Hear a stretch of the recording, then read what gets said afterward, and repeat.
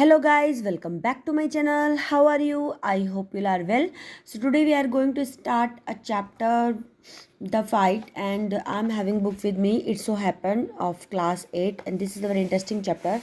As you can see the chapter name is The Fight. Fight means क्या होता है? लड़ाई जो always क्लास में होती है ना. तो फाइट जो ये चैप्टर है इसमें 2 पार्ट्स हैं. जो ये स्टोरी है वो रस्किन बॉन्ड ने लिखी है. जो रस्किन बॉन्ड है वो बहुत ही फेमस राइटर हैं, बच्चों की बुक्स के लिए ही मतलब कि फेमस है. तो जो फाइट चैप्टर में जो फर्स्ट पार्ट है उसमें जो 2 मेन कैरेक्टर है इसमें एक तो रंजी है और एक सूरज है. तो रंजी है वो क्या करता है, discovers a pool in the forest and plunges into it for a swim. तो रंजी क्या करता है, फॉरेस्ट में वो एक पुल को मतलब डिस्कवर कर लेता है, मतलब खोज लेता है और उसमें वो जंप करता है, ठीक है, स्विम करने के लिए, तैरने के लिए. तो एक there is a serious trouble between him. यहाँ पे ट्रबल का मीनिंग यहाँ पे सिचुएशन है कि कैसे सीरियस सिचुएशन आ जाती है between him and someone else. Someone else यहाँ पे कौन है, जो दूसरा कैरेक्टर मैंने आपको बताया वो सूरज है. उसके और सूरज के बीच में एक सीरियस सिचुएशन आ जाती है कि किस बारे में, who has right to the pool, कि पुल के ऊपर किसका राइट है.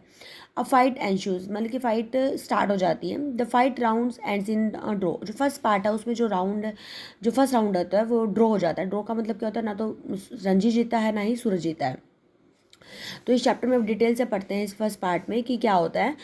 तो let us start. Ranji had been less than a month in Rajpur when he discovered the pool in the forest. तो जो रंजी है वो क्या होता है कि उसके पास मतलब कि 1 महीने से भी कम होता है राजपुर में, जहाँ वो एक फॉरेस्ट में पुल को डिस्कवर कर लेता है. It was the highest of summer. बहुत ज़्यादा गर्मी का टाइम होता है. He schools had not yet open. ठीक है, गर्मियों में जैसे छुट्टियाँ होती है ना, गर्मियों में उसके स्कूल ओपन नहीं हुए होते हैं. तो and having as yet made no friends in his सैमी hill station he wandered about a good deal by himself into the hill and forest that stretched away interminably on all sides of the town. अब जब उसकी छुट्टियां ख़त्म नहीं हुए थे, मतलब स्कूल्स ओपन नहीं हुए थे, तो वो क्या करता है, उसके कोई फ्रेंड्स भी नहीं होते हैं वहाँ पे. सैमी हिल स्टेशन है. तो सैमी हिल का मतलब कि जैसे मतलब कि पहाड़ी भी है, प्लेन एरिया भी है. तो वो अपने आप से ही वो पहाड़ी इलाके को डिस्कवर करता है. आसपास के एरिया में, फॉरेस्ट में दूर दूर तक जाकर देखता है. ठीक है, टाउन के आसपास जितना भी एरिया होता है वो फॉरेस्ट का, वहाँ पे उसको खुद डिस्कवर करते हैं. It was hot and very hot at that time of the year. और वो बहुत गर्मी का टाइम होता है उस साल का. तो Ranji walked about in his vest and short. Vest क्या होता है, बनियान को बोलते हैं. शॉर्ट्स मतलब कि जैसे ट्राउज़र उसने डाला हुआ है, निकर जैसे हम जिसको बोल देते हैं सिंपल लैंग्वेज में. His brown feet white with the chalky dust that flew up from the ground.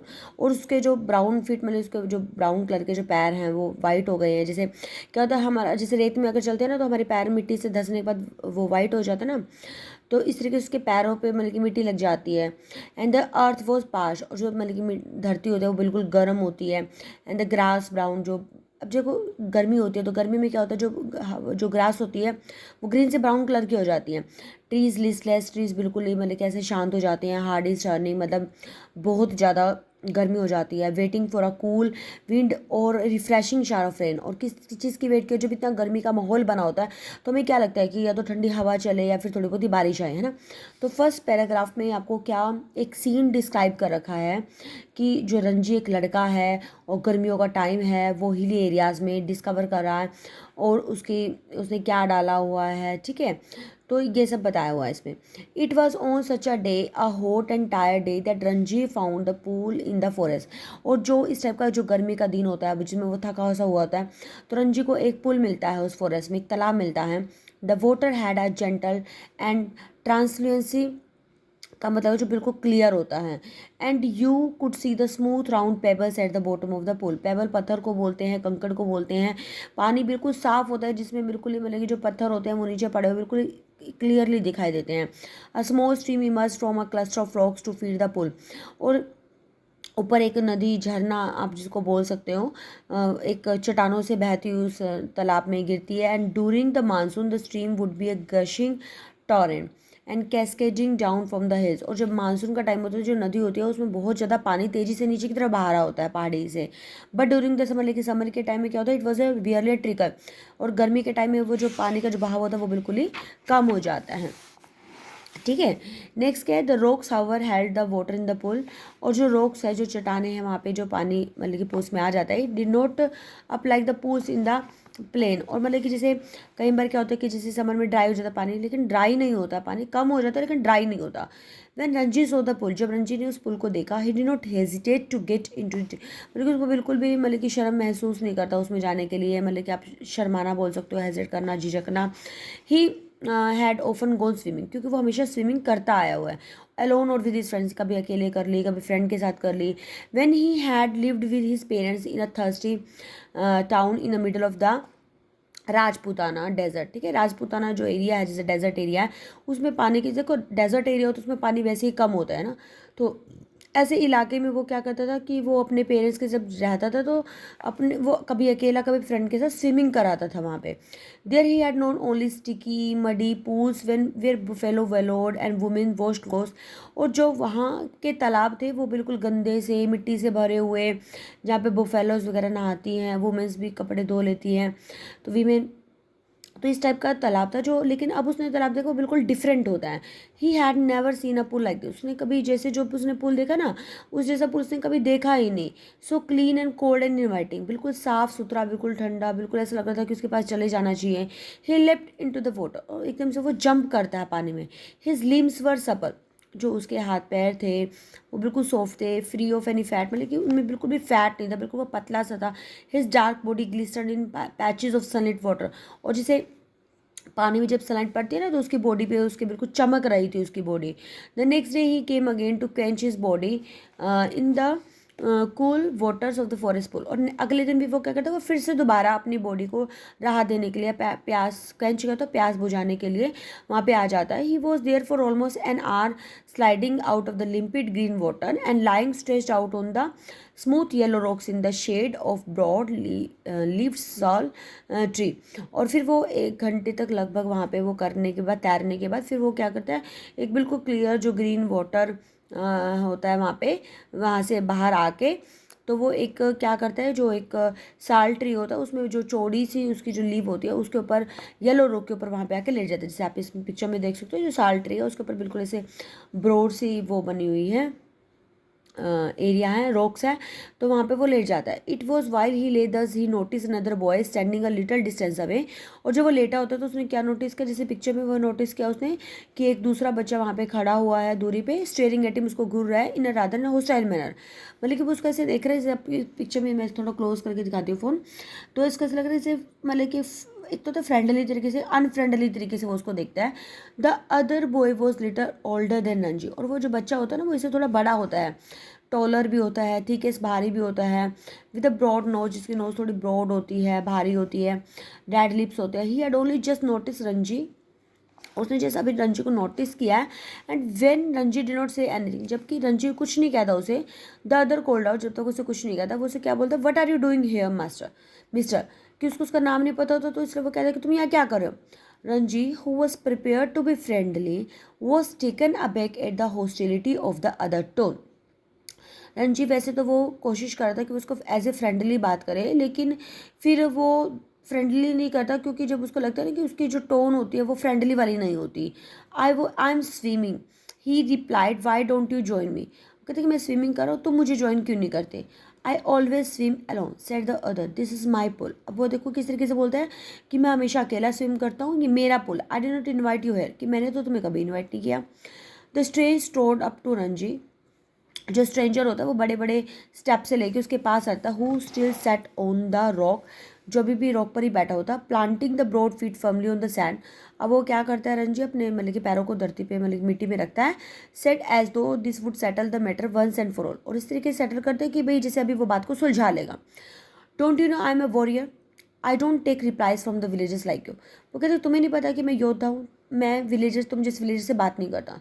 So you like to fight with villagers said Ranji, तो वो कहते कि क्या तुम फिर विलेजर से फाइट करना पसंद करोगे। Well I am not a villager, I am a fighter, और वो कहते कि मैं विलेजर नहीं हूँ, मैं फाइटर हूँ, लड़ने वाला हूँ। I am warrior, I am a fighter, फिर वो क्या बोलते हैं, आई एम भाई मैं वॉरियर हूँ, वो कहते हैं मैं फाइटर हूँ। They had reached N impasse, impasse का मतलब कि वो जैसे उसने एकदम से बोला मैं वॉरियर हूँ, उसने बोला फाइटर हूँ, तो इस तरह के डेडलॉक हो जाता है, एक ऐसी सिचुएशन जिसमें हम वापस नहीं जा सकते हैं ना, जो अब एक बात हम कर लेते हैं तो उसके बाद स्टेप बैक ना करना, वो डेडलॉक होता है, इम्पास होता है। One had said he was a warrior, तो उसने बोला कि भी मैं वॉरियर हूँ, दूसरे ने बोला कि भी मैं फाइटर हूँ। तो एक मतलब there was little else that could be said, और इसके अलावा कुछ और हो ही नहीं सकता जो कहा जा सके। You understand I am warrior said the stranger. फिर स्ट्रेंजर ने क्या बोला, क्या तुम्हें पता है कि मैं वॉरियर हूँ, और feeling that perhaps this information had not penetrated Ranji head. और फिर इस तरह से महसूस करता है कि भाई मैं जब तुम्हें कह रहा हूँ कि मैं वॉरियर हूँ, क्या तुम्हारे दिमाग में बात नहीं जा रही? ठीक है, पेनिट्रेट का मतलब कि दिमाग में कोई बात जाना। आई हैव हर्ड यू से it 3 times, replied Ranji. Ranji ने बोला मैंने 3 बार सुन लिया कि तुम मुझे ये कह रहे हो। Then why are you not running away, sorry. तो वो उसको कहते हैं कि भाई तुम यहाँ से भाग क्यों नहीं रहे? I am waiting for you to run way, मैं वेट करोगे तुम कब यहाँ से जाओगे? I will have to beat you said the stranger assuming a voice attitude. वो कहते हैं कि स्ट्रेंजर ने बोला कि मैं तुम्हें पीट डालूंगा, और एक मतलब कि वायलेंट एटीट्यूड के साथ, showing Ranji the palm of his hand. ठीक है, उसे अपनी रंजी को अपनी हथेली दिखाते हुए बोलता है कि भाई मैं तुम्हें पीट दूंगा। I am waiting to see do it Ranji. अब रंजी बोला कि मैं वेट करोगे, तुम ऐसा कब करोगे? You will see me do it said the other boy. Other boy ने बोला कि तुम देखना चाहते हो? रंजी वेट करता है। The other boy made a strange hissing sound, और एक जो बच्चा होता है वो दूसरा, वो एक अजीब सी आवाज़ निकालता है। And they stared each other in the I for almost a minute. अब 1 मिनट तक वो आपस में एक दूसरे को घुर के देख रहे होते हैं। तभी क्या होता है, then the warrior slapped Ranji across the face with all the force he could muster. Muster का तो कलेक्ट करना। तो वॉरियर जितनी जोर से उसको थप्पड़ मार सकता था ना उसके फेस पे, इतनी जोर से थप्पड़ मारता है। रंजी स्टैगर्ड, रंजी एकदम से हिल जाता है। थप्पड़ जोर के लगेगा तो हिलेगा ही ना। फीलिंग क्वाइट डिजी, और एकदम से चक्कर से आ जाते हैं उसको। There was a thick red fingers marks into on his cheek, और उसके गाल के ऊपर, रेड चिक्स के ऊपर मतलब कि रेड फिंगर छप जाते हैं। And there you are exclaimed his assailant. तो मतलब कि जो उसके अपोज मतलब कि जो सूरज है उसके लिए वर्ड यूज़ किया गया है, जो उसके अगेंस्ट था, लड़ने के लिए आया था, कि देखो देयर यू आर, यहाँ पे हो तुम, will you be off now, अब तुम चले जाओगे ना? For answer Ranjit swung his arm upon pushed hard bony fist in on the other face. अब उस आंसर देने के लिए रंजीत ने अपना हाथ घुमाया और बहुत जोर से अपनी मुट्ठी को उसके फेस पे मारा। बोनी फिश का मतलब कि जैसे हड्डी हड्डी होती है, फैट नहीं होता, तो उसके फेस पे मारता है। And then they were at each other throats, और तब वो एक दूसरे का गला पकड़ लेते हैं। सेइंग ऑन द रॉक्स, और मतलब कि चट्टानों के ऊपर मूव कर रहे होते हैं। टम्बलिंग ऑन द सैंड, और फिर एक दूसरे को आपस में पटक कर फेंकते हैं मिट्टी पर। रोलिंग ओवर, और वो लुढ़कते लुढ़कते उनके लेग्स आर्म्स आपस में लॉक्ड हो जाते हैं। वॉयलेंट मतलब कि आपस में बहुत अच्छे वाली लड़ाई हो रही होती है। गैस्पिंग ब्रीथ कर रहे होते हैं। कर्सिंग मतलब आपस में बुरा भला बोल रहे होते हैं। क्लोइंग मतलब आपस में एक दूसरे को स्क्रैच कर रहे होते हैं, जैसे खुर्च नहीं देते आपस में अपनी स्किन को दूसरे को थप्पड़ मारते हुए, रोल करते हुए वो पुल में गिर जाते हैं।